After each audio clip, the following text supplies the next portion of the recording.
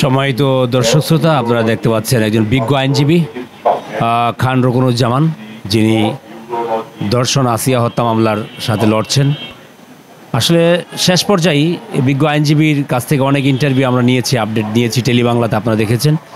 তা আজকে জানবো যে আসলে কি পরিস্থিতি, মামলাটার প্রায় দীর্ঘদিন হয়ে গিয়েছে, একটু জানবো।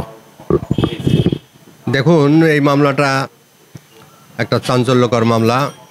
আসিয়া ধর্ষণ ও হত্যা কাণ্ডের এই মামলাটা নিয়ে সারা মাগুরার তথা সারা বাংলাদেশ অত্যন্ত অধীর আগ্রহে অপেক্ষা করছে যে এই খুনি ধর্ষক এদের কি বিচার হবে এবং বিচার কবে নাগাদ হবে। তো এই প্রসঙ্গে বলে রাখি যে এই মামলাটা কনক্লুশন অব দি ট্রায়াল, একেবারে ট্রায়ালের শেষ পর্যায়ে। এখন সাক্ষী ডিএনএ টেস্ট যে ডাক্তার সাহেবরা করেছেন, আগামীকাল সেই ডাক্তার সাহেবদের সাক্ষ্য গ্রহণ করা হবে এবং অন্যান্য বিজ্ঞ ম্যাজিস্ট্রেট যার কাছে আসামি দোষ স্বীকারোক্তিমূলক জবানবন্দি দিয়েছে 164, যার যে দিয়েছে হিটু শেখ মূল আসামি, সেই বিজ্ঞ ম্যাজিস্ট্রেট সাহেবও গতকাল উনি বিজ্ঞ আদালতে ওনার সাক্ষ্য দিয়েছেন যে হ্যাঁ, এই আসামি হিটু শেখ তিনি স্বেচ্ছায় তার খাস কামরায় এই তার কি ঘটনা ঘটেছিল সেদিন, কি উনি ঘটাইছিলেন, তার সবিস্তার বর্ণনা এই আসামি হিটু শেখ বিজ্ঞ ম্যাজিস্ট্রেটের কাছে প্রকাশ করে এবং বিজ্ঞ ম্যাজিস্ট্রেট সাহেব সেটা রেকর্ড করেন এবং তাই গতকাল ট্রাইব্যুনালে বিজ্ঞ ম্যাজিস্ট্রেট স্যার উনি সেটা বর্ণনা করেছেন। অন্যান্য সাক্ষীরা মোট 37 জন সাক্ষীবাদীসহ প্রায় সমাপ্তির পথে। আশা করছি যে আগামীকাল সাক্ষী ক্লোজ করা হবে। ওই ডাক্তার 3 জন ডাক্তার বাকি আছেন, ওনাদের সাক্ষ্য আগামীকাল হবে মর্মে আমরা জানতে পারছি। আর এই মামলায় আমরা রাষ্ট্রপক্ষ অর্থাৎ এই মামলার প্রসিকিউশন সাইড, আমরা প্রসিকিউশন সাইডে নিহত আসিয়ার পক্ষ হয়ে এই মামলাটা আমরা লড়ছি। আমাদের দল বাংলাদেশ জাতীয়তাবাদী দল এর ভারপ্রাপ্ত মাননীয় চেয়ারম্যান জনাব তারেক রহমান সাহেব আমাদের 5 জন বিজ্ঞ আইনজীবীকে এই মামলায় লড়ার জন্য ওনারা নিয়োগ দিয়েছেন, যার কারণে আমরা এই মামলাটা সেইভাবে লড়ে যাচ্ছি। আমরা আশা করছি যে এখানে ভালো রেজাল্ট হবে এবং এখানে ন্যায় বিচার প্রতিষ্ঠিত হবে, আমরা সেটাই প্রত্যাশা করছি। আমরা যাতে অতি সংক্ষেপে এই মামলাটা রায় ঘোষণা হয় সেই ব্যাপারে আমরা বিজ্ঞ পিপি সাহেব আছেন সরকারের পক্ষ থেকে। এই আসিয়া ধর্ষণ এবং হত্যা মামলাটায় সরকারের পক্ষ থেকে একজন বিজ্ঞ আইনজীবী, উনি এহসানুল হক সমাজি, উনি মাঝে মধ্যেই আসছেন, মামলার খোঁজ খবর নিচ্ছেন এবং আমরা এই মামলাটা একটা টিম ওয়ার্কের মাধ্যমে আমরা রাষ্ট্রপক্ষকে সহায়তা করছি।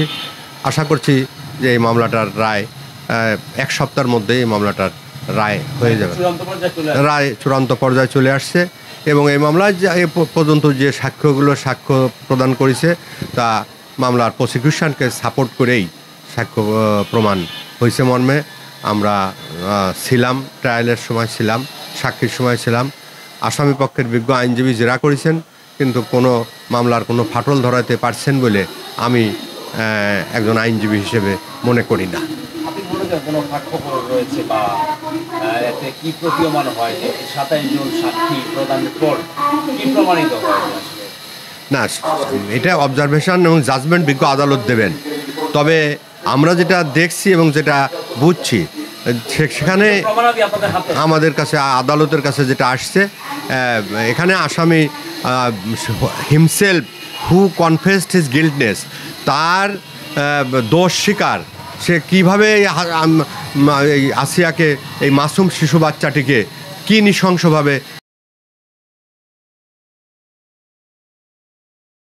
সে নিজেই বিজ্ঞ ম্যাজিস্ট্রেটের কাছে স্বীকার করেছে এবং তার দোষ স্বীকারোক্তিমূলক জবানবন্দি গতকালই বিজ্ঞ ম্যাজিস্ট্রেট সেটা বর্ণনা করেছেন এবং মাননীয় আদালত সেটা আমলে নিয়েছেন এবং সেটা নোট করে নিয়েছেন। দুজন সাক্ষী, একজন সাক্ষীর মা, আমরা যেটা জানতে পেরেছি যে একজন ডাক্তার সাক্ষী, উনি ঢাকাতে আছেন, ওনার মা আইসিইউতে আছেন এবং এ কারণে উনি তার কাছ থেকে সরতে পারে নাই। আর একজন সাক্ষীর একজন রিলেটিভ মানে অসুস্থ এই এই কারণে ওই দুজন সাক্ষী আসতে পারে নাই। তবে তারা নিশ্চিত করেছে যে আগামীকাল তারা আদালতে আসবেন, মাগুরায় আসবেন এবং সেখানে সাক্ষ্য দেবেন। অনেকে বলছে যে লাশ করছেন, অনেকে বলছে যে আসলে এত প্রমাণাদি থাকা সত্ত্বেও এত সাক্ষীর কেন প্রয়োজন? সাক্ষীর প্রয়োজন তো আছেই। যারা রিলেভেন্ট এবং যারা এই ঘটনা দেখছে, ঘটনা শুনছে, যারা ওই ভিকটিমকে হাসপাতালে নিয়ে গিয়েছিল, তারপরে হাসপাতালে 3-4টে হাসপাতাল চেঞ্জ করা হয়েছে। প্রথম মাগুরা, প্রথম স্থানীয় একজন মৌলানার কাছে নেওয়া হয়েছে, তারপরে মাগুরা হসপিটাল থেকে ফরিদপুর, তারপরে ঢাকা, তারপরে সর্বশেষ সিএমএইচ কম্বাইন্ড মিলিটারি হসপিটালে সর্বশেষ তার চিকিৎসা হয়। তো সেখানকার প্রত্যেকটা ডাক্তার এবং যারা নার্স ছিল এবং যারা ওই জব্দ তালিকার সাক্ষী ছিল তাদের সাক্ষ্য নেওয়া আইনে বাধ্যতামূলক। এ কারণেই সাক্ষ্যগুলো নিতে হচ্ছে। জি জি, আমরা কনক্লুশনের দিকে, ট্রায়ালের শেষের পর্যায়ে চলে যাব।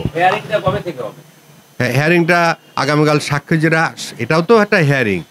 সাক্ষীকে নিয়ে সাক্ষীকে জেরা করা, এটাও একটা শুনানি। তো আর্গুমেন্ট শুনানি যেটা, সেটা ডেট এখনও উনি দেন নাই, আদালত দেন নাই। তবে আশা করছি যে আগামী রবি সোমবার নাগাদ এটা হবে এবং রায় 1-2 দিন পরে হয়ে যাবে। হ্যাঁ, আপিল করার অধিকার তো আছে, আইনে আছে, করতে পারবে। এমনকি তিনি রাষ্ট্রপতির কাছে ক্ষমাও চাইতে পারবেন। মাননীয় রাষ্ট্রপতি যদি ওনাকে ক্ষমা করেন, ক্ষমা হবে, ক্ষমা না করলে হবে না। এখন অ্যাকচুয়ালি এইটা জাজমেন্টের আগে তো এইভাবে আমরা সাবজুডিস ম্যাটারকে আমরা বলতে পারি না, কিন্তু আইনের যে সেইটে বলছি। আইনে ওনার কি হবে সেটা তো আমরা এখনও বলতে পারবো না, কারণ এটা আদালতের ব্যাপার। মাননীয় আদালত যেটা সিদ্ধান্ত করবে সেটাই হবে। Thank you very much.